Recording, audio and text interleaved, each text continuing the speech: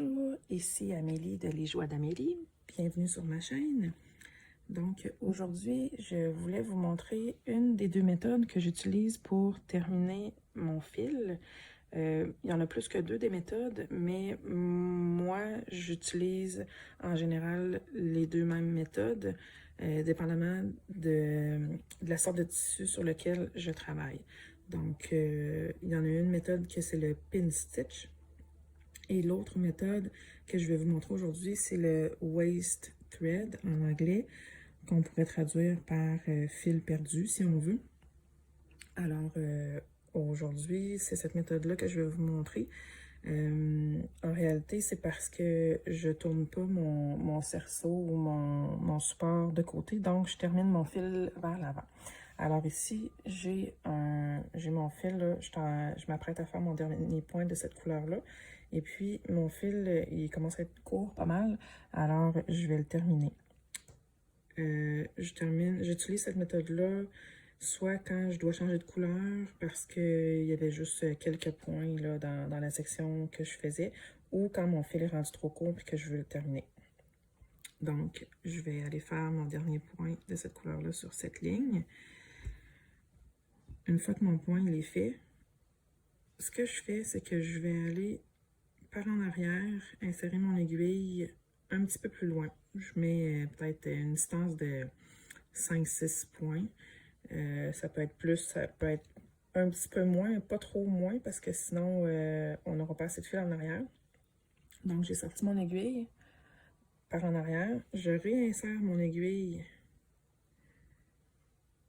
2 trous plus loin.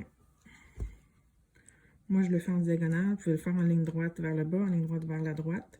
Peu importe. En autant qu'on se donne un espace de 2 trous. Et je réinsère mon aiguille par en arrière.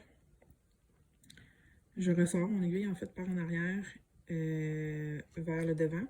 Donc, je vais laisser un bout de fil qui va dépasser en avant ici.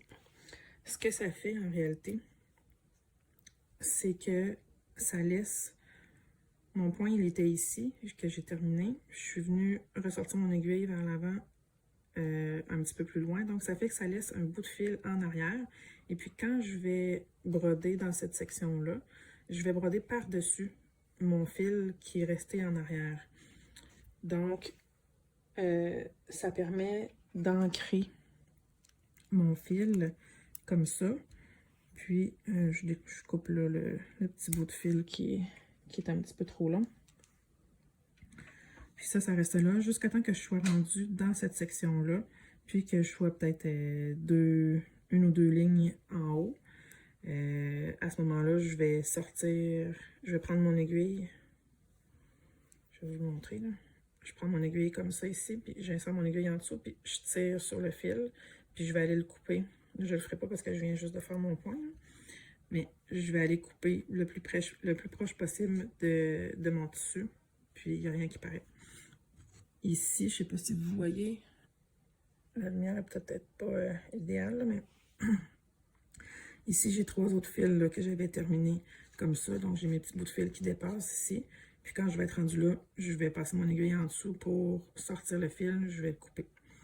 Donc, c'est pas plus compliqué que ça. C'est une des deux méthodes que j'utilise le plus et qui évite que j'ai besoin de tourner mon support à chaque fois.